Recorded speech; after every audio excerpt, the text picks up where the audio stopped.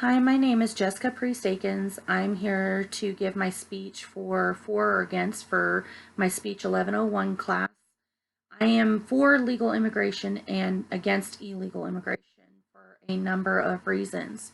One of those for legal immigration is that if you're here legally, you did it the right way. You're here trying to make a better life for yourself, whether it be because of asylum or because you married and you got here legally through a green card. Either way, you did it the right way. If you did it through marriage and you're here legally, congratulations. Through asylum, still, you're here.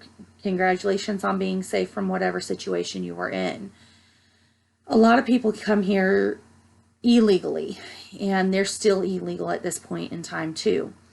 With that being said, there's benefits of being here legally and disadvantages to being here legally.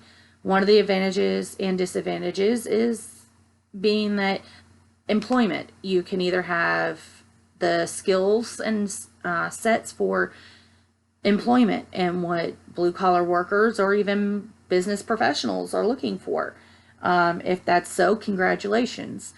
There's some people who do not have those skills and have an opportunity to be able to go to school and get those traits that they need to be able to work outside of what they know already and not under the table for what they need. So it actually benefits our economic situation and unemployment records. It will bring those down and boost the economic portion of it. If you come here illegally, you can actually take on jobs under the table, which can drive our unemployment record up and our economy levels down because they are taking on jobs that are less money, but business owners would like to take them on because it is less money and they can get them out in and out of the door quickly and not tax it at all. The job got done, they are able to leave and not have to worry about it again. So that actually hinders the people who are low income and legal immigrants from, they prevent it from getting a job. They're prevented from getting a job because of this. They also can end up getting free assistance. Illegal immigrants can get free assistance through sanctuary cities and states such as California. California is a hot spot for that, that they are able to get all of this free stuff, whether it be housing, bills are getting paid, such as your rent, utilities, all of that, car, everything. That stuff can get paid that way. Their health insurance, California just passed a bill which the citizens actually pay for the the illegal immigrants' health insurance, whereas it is still illegal for them to be here. So even though these people don't have health insurance, they don't have any of this, we are having to pay, or they are having to pay for it. Not we are, but they are having to pay for these people's health insurance. So that hurts them.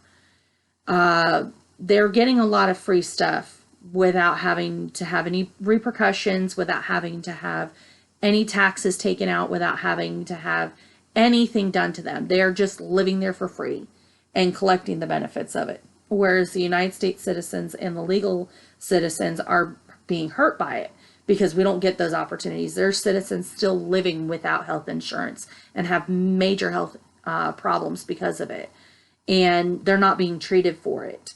There is people who are either homeless or are living in very poor standards because they don't have the money to go and purchase these things because there's too much going on in the economy and the need for housing and the need for TANF and the need for Medicaid and the need for food stamps, all of this stuff that the people who actually do need it and who work, who could benefit from it, just having that little bit of a help, aren't able to receive it because of this.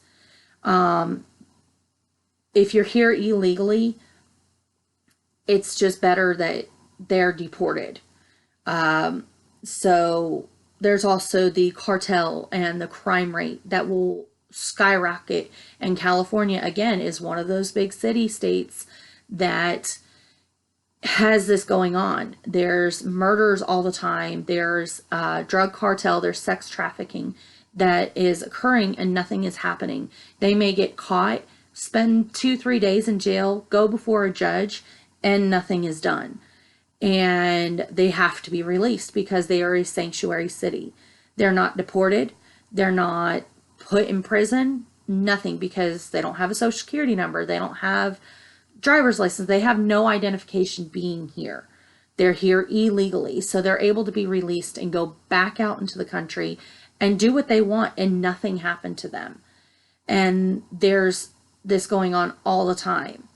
If we had done this in another country, we would have been deported and facing serious crimes charges and international crime charges at that. More than just, just against them, it's international. So there is a lot that happens that could be done to eliminate this, and that's closing down the borders and saying, no, you've got to do it this way and only this way. There's counter arguments such as their families that are being ripped apart. I understand that. I am sympathetic. I have children myself.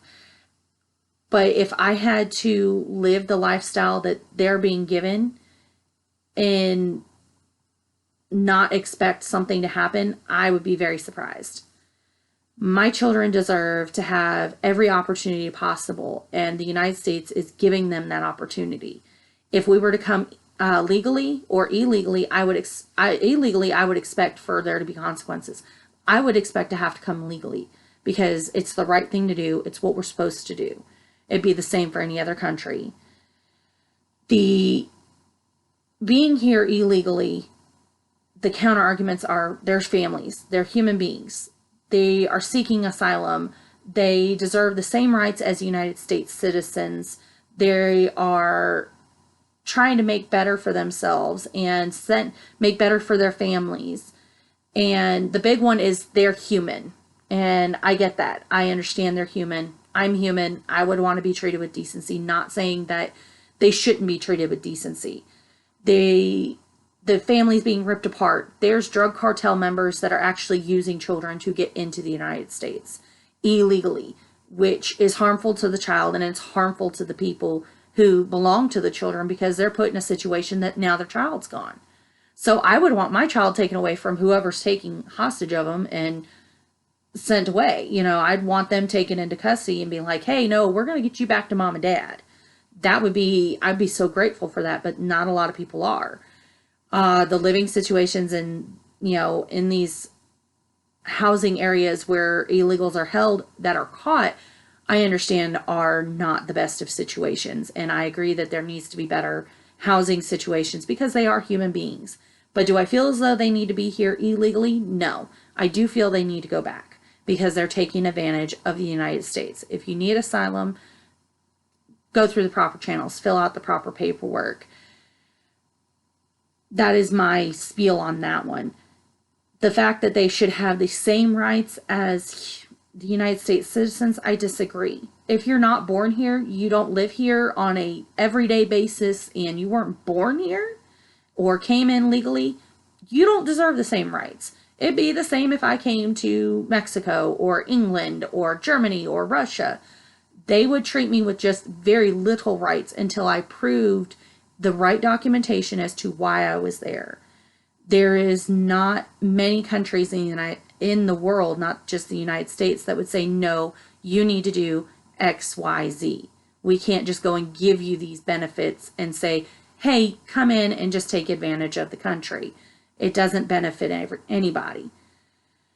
I understand there's people who won't agree with me on this, and that's your right. I'm not going to stop you. But if you have questions as to why I feel the way I do about it, or want more information on how I feel the way I feel and know what I know, you can email me through my student email, and I will be happy to pass on those passages and the information that I have.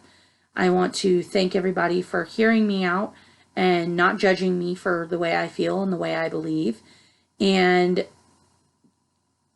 leave it open for questions. And if you have any questions, email me. Thank you and have a blessed night.